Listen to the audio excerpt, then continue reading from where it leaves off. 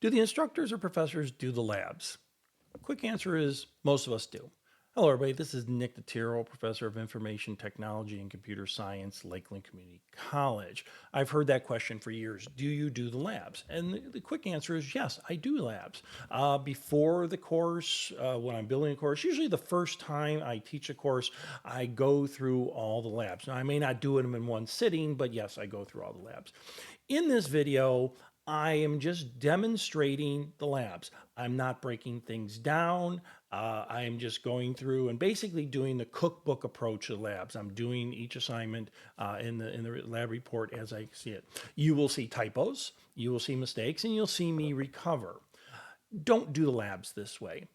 Please take the time and learn what they're trying or we're trying to teach you in the lab assignment. I provide this video, so if you come into a glitch, something's not working for you, you can go back to this video to see that maybe it was a typo or yes, it does work, right? So please enjoy the video for what it is. It's just an instructor doing the lab. So if you need it for just kind of getting over a hump. Now, if you have any questions about the lab, reach out to me, touch base, leave a comment. Let me know where you may have had a foible. So with that being said, hope you enjoy the video. Let's go learn something.